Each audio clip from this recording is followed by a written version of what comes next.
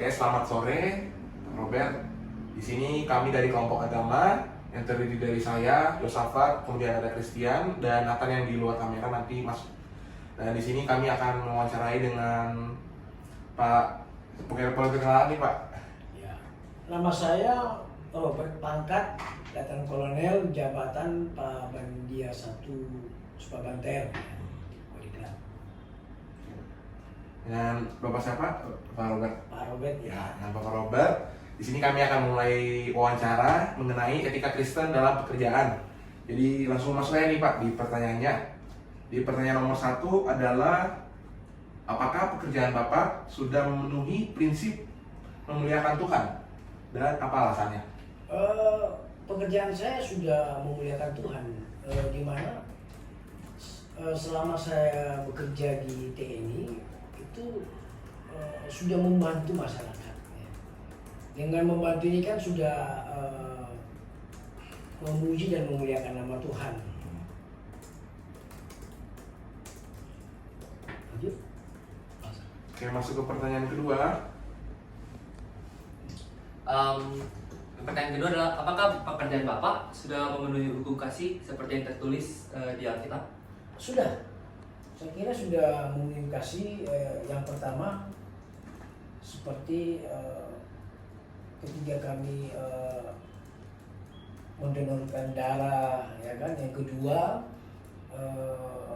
memberikan bantuan kepada masyarakat yang dalam musibah. Nah itu yang kayak tadi Bapak bilang ya, Ya. di pada saat Palu ya, korban bencana. Ya, kalau bencana. Kena tsunami. Ya, Pak. Ya Pak, jadi pertanyaan ketiga itu bagaimana pekerjaan Bapak bermanfaat bagi Tuhan dan sesama? Ya sangat bermanfaat sekali kalau masalah pekerjaan kami, karena di mana kami selalu membantu kesulitan rakyat di sekeliling. Misalnya bencana itu kita langsung membantu mereka secara cepat, dan itu merupakan tugas pokok daripada tentara. Terus tadi yang Bapak bilang yang berarti mengamankan. Ya itu juga. Jadi ketika ada kerusuhan, ya saya sudah pernah alami ketika ada kerusuhan, ya kami turun tangan untuk memberikan bantuan kepada masyarakat sehingga tidak melebar luas. Nah itu yang sudah kami lakukan.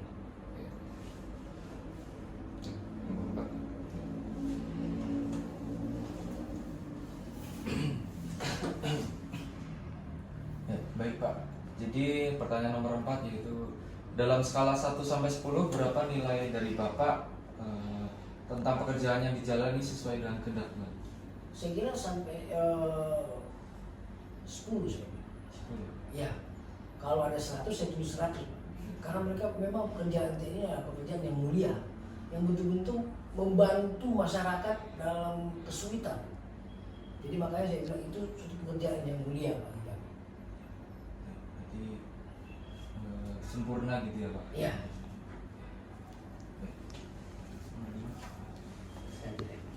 Baik, lanjut ke pertanyaan nomor 5. Apa dampak positif pekerjaan Bapak bagi masyarakat di masa depan nanti? Prospek. Prospek ke depan, untuk ke depan yang kalau pribadi ya. Ya, gimana? Kalau pribadi saya sih, kami selaku TNI Purnawati akan berdampak karena masyarakat itu melihat kinerja kita, sehingga gampang diterima oleh masyarakat. Mereka tidak ada istilahnya musuhan lah. Jadi ketika kita purna tugas, mereka open, silakan Pak. Itu kenapa? Karena dari awal sebelum kita pensiun, kita sudah berbaur dengan masyarakat, memberikan bantuan ke mereka, dan mereka akan percaya. Mereka akan percaya. Nah, ketika kita purna tugas, dia akan berdampak. Kita akan diterima, silahkan masuk. Itu yang paling utama dampaknya ya. Menurut saya itu paling. Setelah berdampak pada masyarakat juga. Ya itu. Dari jawaban Bapak, mungkin pada saat jadi TNI itu kinerja itu akan diuji. Jadi masyarakat Iya. terima nggak yang Bapak lakukan? Iya. Jadi yang Bapak bilang tadi, kalau misalnya kita udah berbuat yang baik, bantu mereka masyarakat, Iya. jadi pas saat purna tugas itu kita juga diterima Iya, oleh itu masyarakat. paling, iya. Ya, jadi sama-sama saling membantu ya satu sama Iya. lain masyarakat dengan. Oke, jawaban pertanyaan tadi. Oke, untuk pertanyaan terakhir, seperti Bapak tadi bilang bahwa Bapak sudah 23 tahun ini di Iya. dinas ya. Udah lama sekali dari tahun 2001 artinya kan? Dari pusat. Nah, 2001. Nah, selama 23 tahun ini, apakah Bapak pernah sebagai tentara tapi juga sebagai umat yang memiliki agama Kristiani, Bapak pernah nggak pernah diuji imannya? Kita tahu bahwa kita agama yang tidak mayoritas ya, Minoritas lah. minoritas. Selama ini kalau selama saya dinas, saya tidak pernah diuji. Oh, berarti. Karena saya bisa membawa diri walaupun saya bertugas di tempat mayoritas, tapi saya bisa membawa diri sehingga masyarakat yang ada di sini diterima, ya, diterima baik. Dan itu saya pernah lakukan di waktu saya di Maros, Makassar ya. itu mayoritas itu. Tapi saya bisa bawa diri, mereka akan terima. Jadi kalau mungkin foto-foto ya Pak, membawa diri itu kayak kita memang toleransi terhadap agama mereka, Ya. tapi kita juga harus kayak tidak terpengaruh Ya, dari ya. agama mereka. Iya. Jadi saya punya prinsip. Ya, saya punya prinsip. Makanya kita juga harus kita juga sebagai umat Tuhan tidak juga harus tidak juga harus kita kayak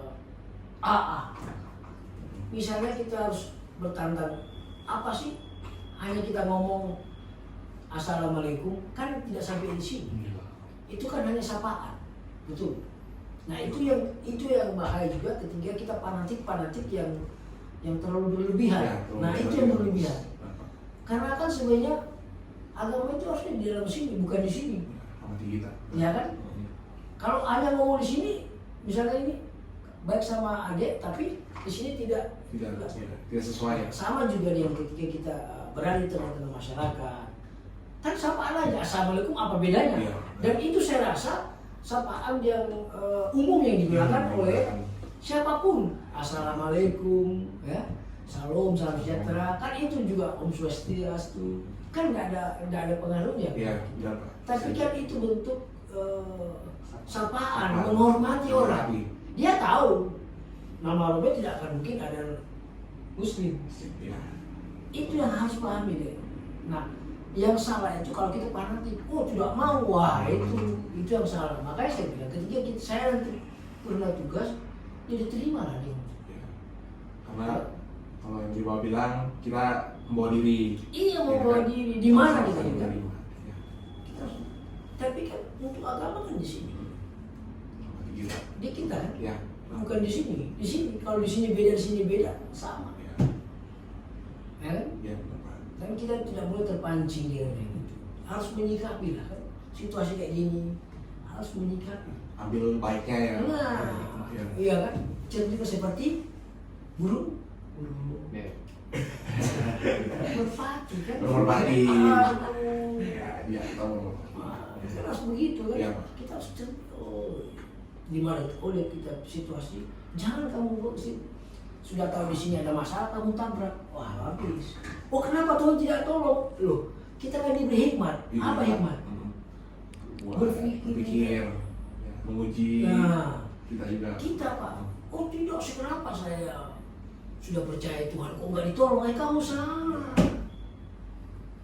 Itu sudah tahu di situ ada masalah kamu nabrak. Nah, seharusnya kita Ya cari itu cara ya. ya cara kan. Buat Jangan mengatasi seperti masalah. mulut merpati jadi seperti dia kan sana.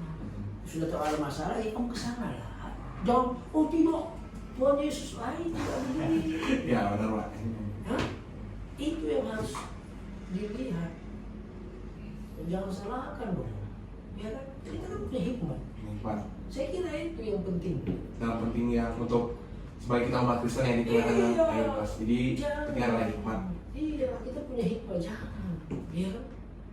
Kalau di situ sudah ini, ibaratnya di situ ada sweeping KTP. Ngapain kamu sudah punya KTP? Kamu diam. Iya, gitu. Lihat waktu yang sudah baru lewat, selesai. Kan bukan mati konyol. Benar Pak. Benar. Lu. Benar. Kan kamu harus tahu, ditunggu berdoa Tuhan, buka jalan buat saya. Pasti Tuhan bilang, tunggu, kamu gak usah kesana dulu. Orang pada saat emosi jangan kamu dekati, bahaya. dia akan membabi buta. Ya, dia melampiaskan Sampai nanti. tiga setelah saya ini, baru kita kesana. Sudah situasinya udah tenang ya. Nah, itu yang perlu adik-adik pikirkan. Dari Bapak yang saya tangkap, Nah, kita sebagai umat Kristen, jadi seharusnya pengalaman yang kita saat diuji itu kita Ya. sebisa mungkin memakai hikmat Ya. agar tidak terpengaruh juga, dan juga mungkin yang tadi Bapak bilang kita harus menjadi masalah ya yang tidak sesuai atau bukan dalam kondisi yang kita bisa kontrol ya. iya, saya kira itu yang penting. Penting. Itu jangan emosi, santai. Nah, disitulah mereka akan melihat. Ya, diri kita ya, pribadi kita sebagai umat Oh, Kristen. ternyata begini loh umat Kristen. Walaupun dia dihina, dia apa, tapi nah disitu. Jadi domba-domba itu bukan berarti kita harus cara mereka harus masuk, enggak. Saya terus terang aja jujur, tiap malam itu saya dengar kesaksian. Kesaksiannya. Mereka itu dengar lagu, dengan tingkah laku umat Nasrani, Kristen ini, mereka kok bisa begini orang Kristen ini. Nah dari situ lah mereka akan melihat, oh saya mau ikut Yesus. Ya, setelah Terus langsung saya tiap mereka malam ikut. baca, makanya Ya. saya ngomong ini karena saya tiap malam dengar kesaksiannya mereka. Dari Muslim yang ini dia pindah, karena dia lihat kita tingkah laku kita. Coba kamu tingkah laku kamu orang Kristen, kamu babi buta, orang pasti akan Iya, wah. mereka pasti menganggap kalau kita nih Iya. membawa pengaruh negatif bagi mereka. Nah, Mereka nggak ikut. coba kalau kamu baik, tidak usah dikerjakan, bantu mereka. Dia waduh, kok begini ya ternyata. Dan mereka di situ akan menilai, oh ternyata tuh orang Kristen itu baik, ramah, bisa bantu. Coba, ya kan? Iya. Lihat ada mereka lagi ada sholat apa, oh pakai di sini aja pak, di sini membantu. Mereka kan Iya. tahu nggak kesaksian yang pelawak itu loh, yang di Jakarta, babi-babi siapa itu?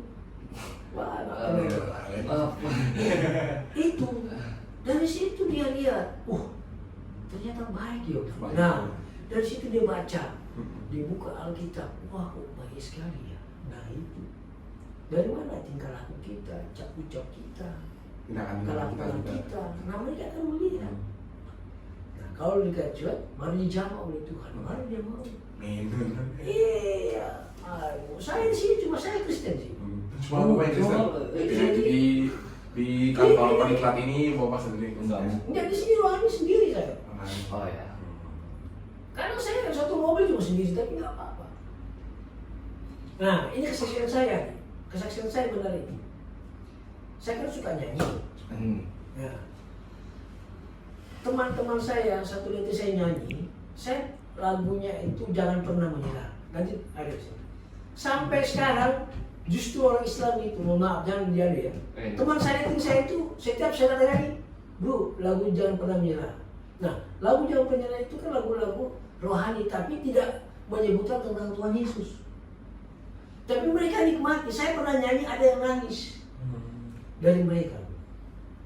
Jadi setiap saya nyanyi, pasti dia minta lagi Jangan Pernah Menyerah. Coba. Siapa? Coba aja, saya Jangan Pernah Menyerah. Jangan pernah menyerah. Jangan pernah menyerah. Jadi dalam keputusasaan itu kamu jangan pernah menyerah. Ya. Bukan Tuhan akan berikan, tapi Tuhan akan mendampingi. Itu di situ deh. Itu yang saya bilang tadi. Bukan berarti kita harus mengajak orang. Kamu masuk. Enggak.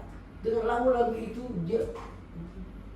Nah itu menurut saya biasa kan pernah saya membawa firman kan. Saya tanya, bilang itu kesaksian saya. Dari orang yang tidak pernah itu kok teman-teman saya itu sudah. Jadi walaupun sekarang saya banyak Muslim di situ saya nyanyi. Menginspirasi mereka juga dari lagu. Itu yang pertama. Jadi bukan kita mau domba aja orang Muslim itu baik, enggak begitu, bukan begitu caranya. Iya. Inspirasi. Ya kan? Iya. Kalau kamu begitu bahaya, nanti kamu masuk ke ke istana agama, mengajak orang. Tapi kalau di sendiri kau nyanyi dia datang, bahaya. Jadi menginspirasi lagu. Nah, banyak lagu dengan tingkah laku, apa yang kita lakukan, orang lihat itu loh. Orang Kristen loh kok begitu ya. hebat orang Hebat. Kristen. Nah, coba. Ya kan? Kalau dia katakan sudah ada pengakuan, nah itu iya kita cari kan pengakuan. Ya kan? Saya kira itu yang Iya. menurut saya lebih pas lah. Dari kesaksian Bapak juga ya. Iya. Nah, biasa ini lagunya. Oke deh, ini lagunya biar jangan pernah menyerah. Kita habis wawancara juga. Nah, Oke, saya lakukan ini lagu sampai teman-teman saya muslim itu yang sering nyanyi pasti dia suka datang dulu. Nah, jangan pernah menyerah.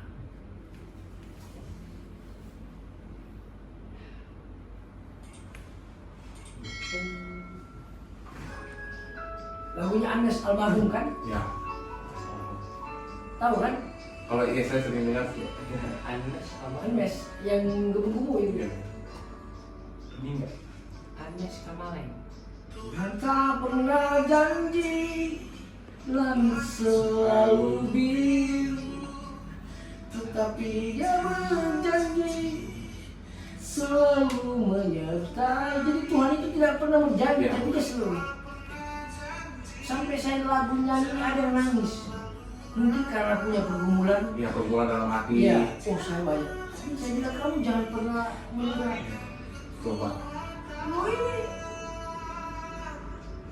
Jangan pernah menyerah, jangan berputus asa. Just. Saat hati menyembah, jangan pernah menyerah. Nah, mujizat Tuhan itu akan Ya, datang. karena pasti Pak. Nah, tidak putus asaan pasti Tuhan bantu kita ya. Jadi ini kesaksian Bapak, salah satu bentuk kesaksian Bapak ada bernyanyi dari jawaban Bapak juga sudah menginspirasi kita, terutama umat Kristen di tengah-tengah masyarakat, terutama yang mayoritas. Mungkin jawaban yang sangat agak panjang ya, terakhir, tapi Silakan aja, tidak Bu. apa dari Bapak Robert ya. Jadi semoga dapat menginspirasi kita semua, terutama umat Kristen. Dan mungkin ini penutup ya, penutup buat karena sudah kita berterima kasih kepada Pak Robert juga karena sudah mewawancarai kita dan partisipasi dari teman-teman seperti yang tidak ada di off cam, Christian sebagai kameramen, Ya. ada Nathan dan juga Yosafat. Kami berempat, saya mewakili ya. Terima kasih Pak Robert karena sudah bersedia untuk diwawancarai di jam segini. Mungkin ada kesibukan yang lain, tapi sudah menyempatkan waktu untuk mewawancarai kami. Itu saja mungkin untuk wawancara Etika Kristen. Semoga dapat bermanfaat, terutama ilmu dan juga kesaksian yang disampaikan oleh Pak Robert. Kami mohon pamit. Sekian dan terima kasih. Sekian, terima kasih. Ya. Oke, terima kasih. Shalom. Foto-foto. Foto-foto. Masih belum mati.